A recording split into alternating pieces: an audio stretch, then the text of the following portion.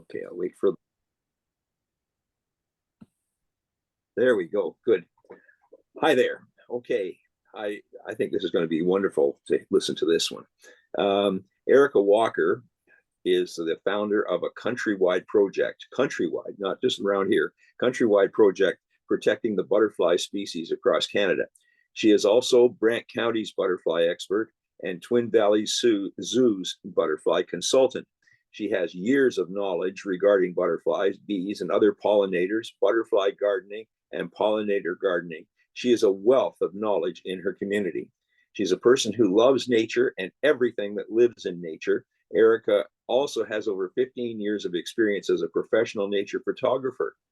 Erica is an individual who has special needs and likes to spread her knowledge in the world to show people that her disability doesn't define her. So that's wonderful. Erica, take it away, please.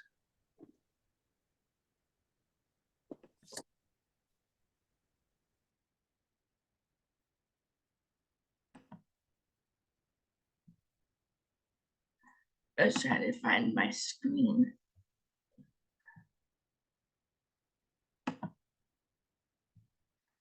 Can you guys see my screen? Nope, not yet. Remember, there's a little green share screen at the bottom that you click on.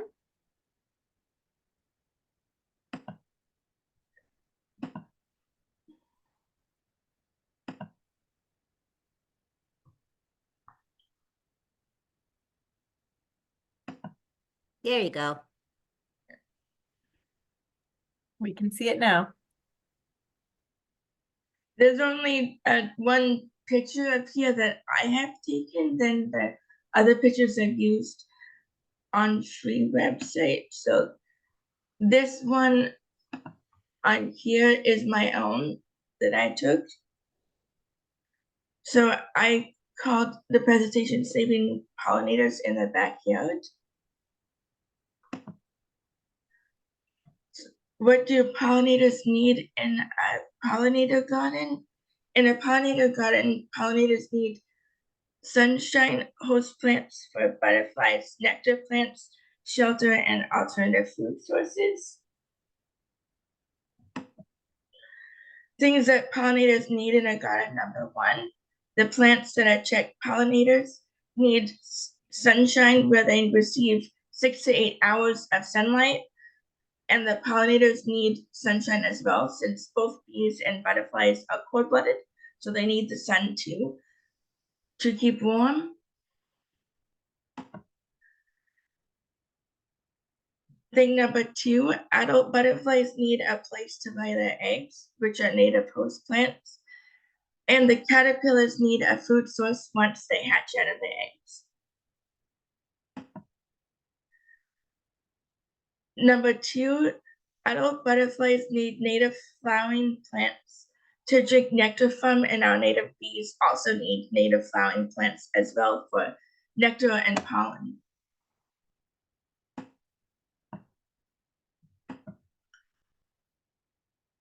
Number three, pollinators need shelter like trees and shrubs that is native to your area. The shelter protects them from inclement weather and predators. And really good ones are a button bush, which is also a host plant, and a flowering dogwood is excellent as well, since they both host butterflies.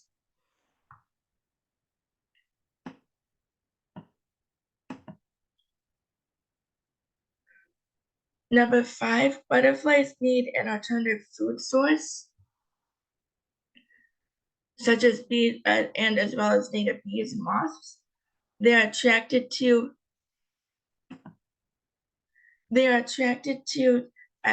fermented fruit that is really ripe, like watermelon and mangoes, oranges and peaches and strawberries, as well as pineapple. You can slice the fruit in small pieces on a flat plate and refresh the plate twice a day and bring it at night. You have to refresh the plate twice a day because being in the sunshine, and also it can encourage ants as well. So I suggest put their plate up high so the ants won't get it. And as well, it's good to bring them inside at night because lots of animals like to eat their food.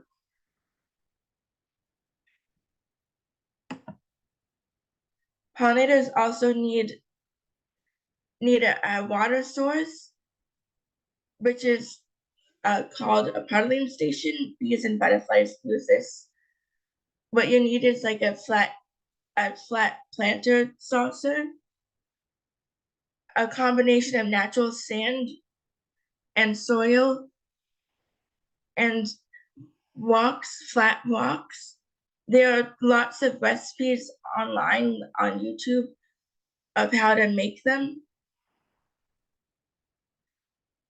I will be adding this to my garden this year. I bought a little thing that I'm going to use it for.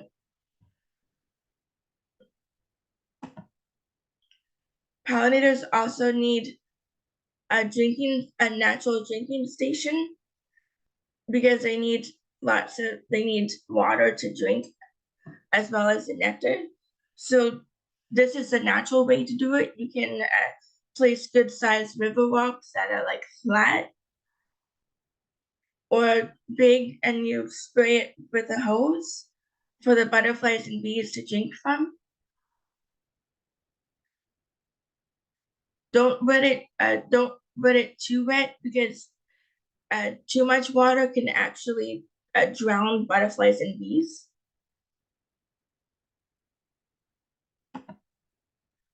The truth behind butterfly bushes, I do this in all my talks. It's very important to spread awareness about this. Butterfly bushes are non-native and are butterfly bushes. A lot of people like butterfly bushes because they have so many bright colors and the flowers are beautiful and they attract many insects. But there's a truth behind it that it's not a good plant to plant in your garden. Butterfly bushes are actually non-native to Canada and the United States. They are actually native to Central China, Asia, and Europe. These butterfly bushes are an invasive species here in Canada and the United States. Invasive species means that they outcompete with our native species, and they can cover your lawn with lots of seeds, and they're not really beneficial. They can produce thousands of seeds. One flower can release 10,000 seeds. They can produce butterfly bushes don't provide the proper nectar, pollen, and nutrients that our pollinators need, such as our native butterflies and bees. They don't provide food for butterflies and moth caterpillars. The bushes attract the non-native and invasive eastern honeybee and western honeybee. And always in my presentations, I always suggest 2 native wildflowers to plant instead of butterfly bushes. So my first one is plant number 1, which is swamp milkweed. I have that. I absolutely love it. This is a native flowering plant that has a long blooming period from June through August. It is a host plant for the monarch butterfly, and it attracts so many different butterflies and bees. And the flowers have a really sweet scent, which is vanilla bean or cotton candy. A second one is button bush. My dad and I added this bush to the backyard this year. This bush is a native shrub here in Canada and the United States. It has a long blooming period from June to August, has unique flowers, and it attracts many different butterflies and insects. And also the monarch butterfly loves this plant. And I'll be talking about a few native pollinators that are common to be seen in gardens. Common pollinators, number 1, butterfly. There are over 300 species of butterflies here in Canada. There are a few common butterflies that can be seen in gardens, such as the cabbage white, red owl, painted lady, American lady, swallowtails, and monarch butterflies. They love milkweed and coneflowers, blazing star, Joe pyeweed, bee balm, sedum, yarrow, and other flowers. Common native pollinators number 2, golden digger wasp. This is the wasp that I was talking about earlier. That is one of the native wasps. It's a large wasp that is golden and on its head and thorax. This wasp pollinates plants such as milkweed, ironweed, and Joe pyeweed. This wasp does not sting at all. It only stings their food for their larvae. They parasitize many grasshoppers and cicadas. And catids, they help with their population to keep them in check. So they actually parasitize their prey, and they actually feed them to their young. This is another large wasp, which is in the family of the great digger wasp. It's called a great black wasp. It is a large wasp that is all black with white wings. This wasp pollinates tall ironweed, Joe pyeweed, and milkweed. This wasp also doesn't sting, but it does sting other sting garden pests that they eat and give to the young. So they like grasshoppers and catids.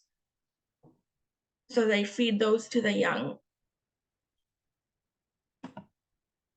Now, number 3 is hoverfly.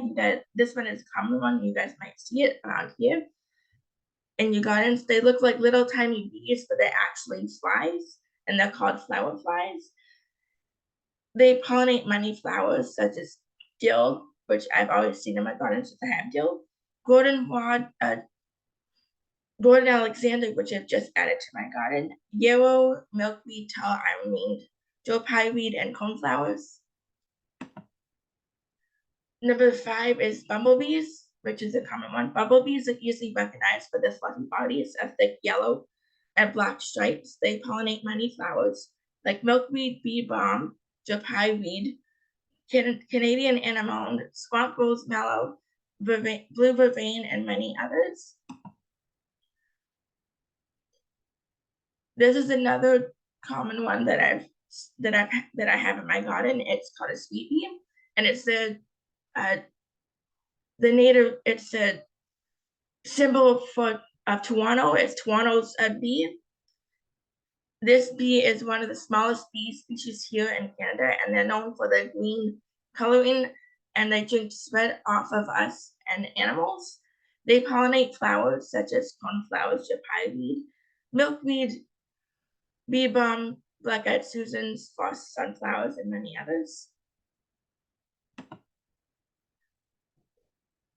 These are also common to find. These are common eastern and black firefly. So this is a common eastern firefly, and this is a black firefly. I have both in my garden that I've checked. Common eastern fireflies and black fireflies are well known for the light show that they do during the night in the summer months. They pollinate flowers, flowering plants such as milkweed, coneflowers, Joe pyeweed, false sunflowers, and bee balm, and others. And these are really important. I'll show a really cool fact that they actually eat aphids, mealybugs, and other soft-bodied insects when they are larvae and when they are adults. So they're really good to have around. Other ones are mason bees and leafcutter bees. This is mason bee, and this is a leafcutter bee. Mason bees look like honeybees, but they're smaller, and they're known for carrying pollen from flower to flower and creating nests in wood. Leafcutter bees are known for cutting half-moon-shaped pieces of leaves from certain plants, and they use the leaves to wrap their larvae in, and they, as protection, they put it in wood.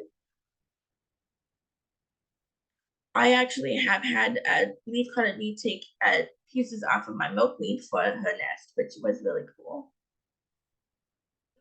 They are both native to here. Host plants for butterflies. Monarch butterfly milkweed, of course. So there's 3 different common species, such as common milkweed, butterfly weed, and swamp milkweed. With common milkweed, even though it's native to here, it can spread. It's not invasive, but it can be aggressive. So for that, if you have a big space for it, it's good to plant that in a big space. Or if you have a small space and you want it to be contained, raised garden bed would be good because it won't spread to the other areas. Swamp milkweed and butterfly weed are excellent as well for host plants for them. And the reason why milkweed is a host plant is the caterpillars depend on milkweed because of the toxins in milkweed. And the little white milkweed sap that comes out of the milkweed, the monarch caterpillars eat that, and it protects them as adults. For black swallowtail, dill, fennel, parsley, which is most common herbs that you can find in the garden, and the native host plant is Gordon Alexander. For American ladies, the pink ladies. The native plants for those are Pearly Everlasting, Pussy Toes, Swamp Rose Mallow, and a non-native one is Hollyhocks. But I suggest to use only native plants for the host plants because they provide the best nectar and for adult butterflies and best food for caterpillars. Red amorals, nettles, common buckeye blue vervain, skipper butterflies. They use little blue stem, which I added in my garden at work. Big blue stem, pale purple coneflower, and black-eyed Susan. Giant swallowtail. They use hot tree, prickly ash. Those are the native kind, and then you could use common rue, which is an herb. And for cabbage whites, nasturtiums. You can also use kale for them as well because I love kale. But if you do have kale in your garden, make sure you have lots of it so you can give some to the butterflies. Spring blooming native plants for pollinators. So this is especially for the butterflies that have overwintered and bees that have overwintered in your garden. They need spring blooming plants to get the nutrients and the energy from waking up. So mostly you'll see like red amorals, viceroys, and on these flowers. Also, you can see the occasional morning cloak, but morning cloaks don't eat nectar. So I have sweet crab apple, eastern redbud, wild strawberry, choke cherry, which I have in my garden, northern bog violet, and wild bog violet. Those are native to here, and they're also a host plant for our fiddletail butterflies, woodland stonecrop, pussy willow, and black cherry. For summer blooming native plants, you can plant swamp milkweed, butterfly weed, pale purple coneflower, black-eyed Susan, swamp rose mallow, common yarrow, pussy toes, pearly everlasting, blue vervain, and wild bergamot. For fall flowering native plants, the pollinators, New England aster, spotted Joe Pye weed, zigzag goldenrod, smooth blue aster, and woodland sunflower. These fall flowering plants are important for our pollinators, especially monarch butterflies, because they start their migration in the fall. So they need all the nutrients from the nectar to help them fly to Mexico. And also our native bees use these plants as well to help them build up nectar and nutrients for when they're ready to hibernate.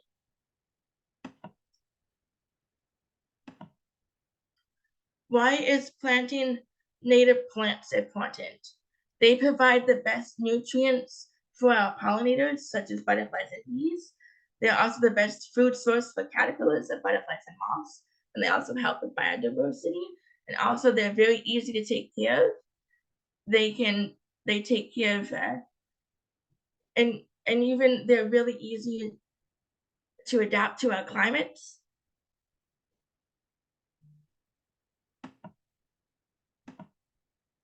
The dues of pollinator gardening provide host plants for our butterfly species, provide a wide variety of flowering plants that bloom at different times of spring. Many of our pollinators add plants that bloom at different times of spring to fall to provide nectar and nutrients for our butterflies and bees. Leave your gardens messy from fall to late spring. I'll get into that in a little bit to explain why. Leave fallen leaves in your garden from fall to spring, and I'll tell you why in the next few slides. Pollinator gardening don'ts. Use pesticides and insecticides in your garden.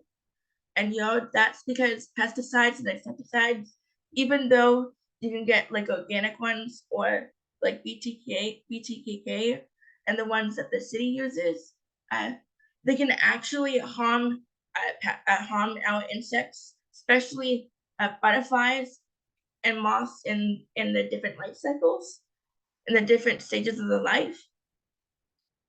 Even though they do get rid of the unwanted pests, they can actually cause harm to our native pollinators as well. Spray your plants with herbicides. This is a big one for milkweed. A lot of farmers, especially city workers, like to spray milkweed with herbicides because they think it's a weed. Technically, it is a weed, but it's a host plant for many of our native pollinators, such as the monarch butterfly and the milkweed bug. And actually, herbicides can make plants look healthy, even though they're not, especially milkweed. When monarch butterflies lay the eggs on milkweed that has been sprayed by herbicides, they don't know, they can't tell. So when the monarch caterpillars hatch and they start eating the milkweed, they start to throw up green vomit, and the herbicides can actually kill them.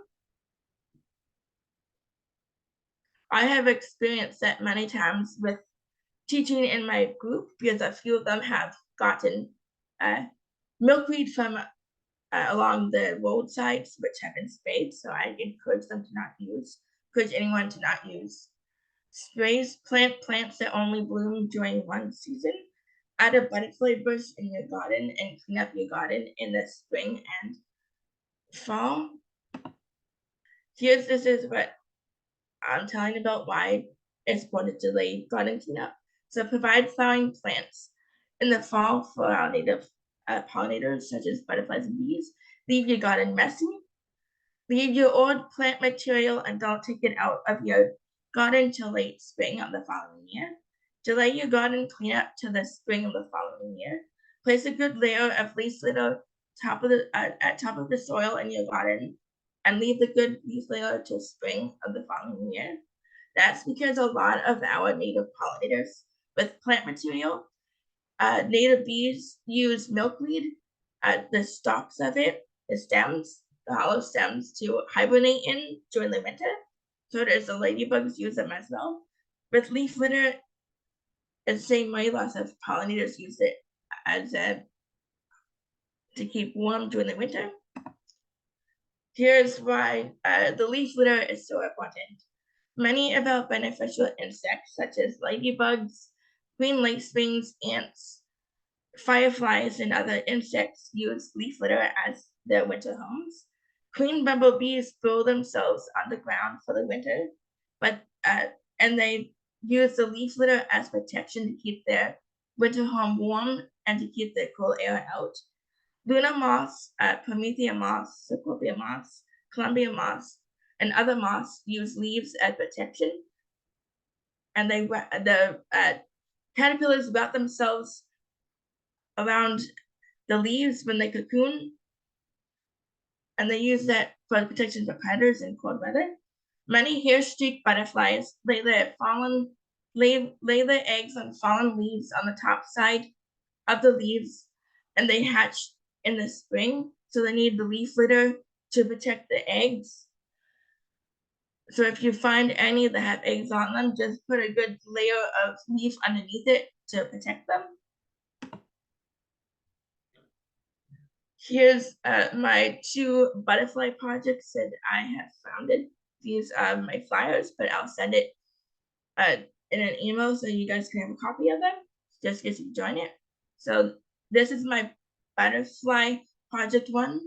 I founded it in November of 2020. So this is my 4th year of running my project. I teach people about how to support butterflies, and as well as native pollinators, and also teach people how to raise butterflies in their gardens. But also I teach people if they want to raise butterflies, you have to have a permit to raise and rear butterflies. And I have a permit for my project, especially since I work at a zoo. I have a permit there, so me and my friends can raise butterflies without getting in trouble by the government. And I also show lots of information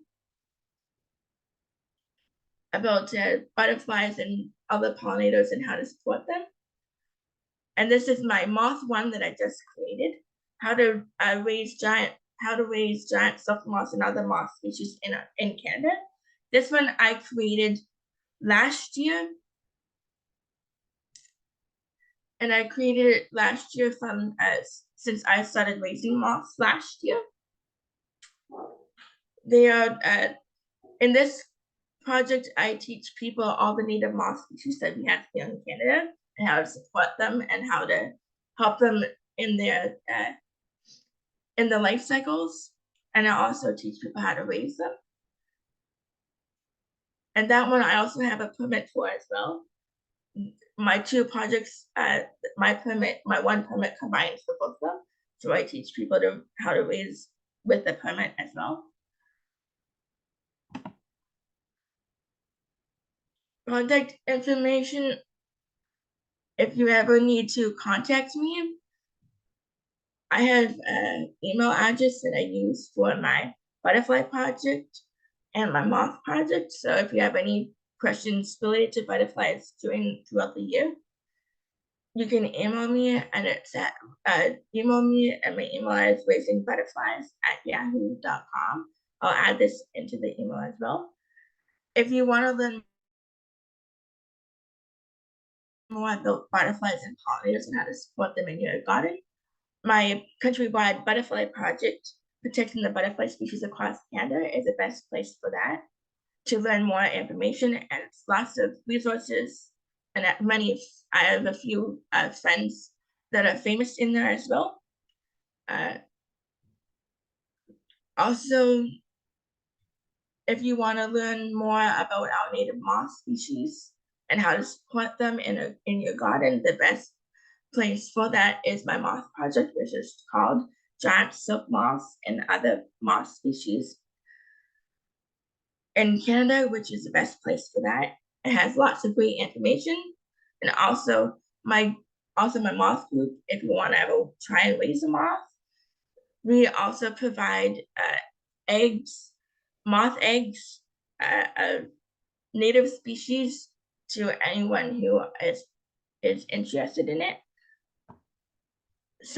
I have many of my moth friends that are moth breeders in my group. They sell moths in different stages. They sell them in eggs, caterpillars, and cocoons. So they offer them in different seasons. And some of them ask for donation, and some of them wants to be paid, and some of them just give them out free to people. From May through October, you can see me at Brantford Twin Valley Zoo in my butterfly garden.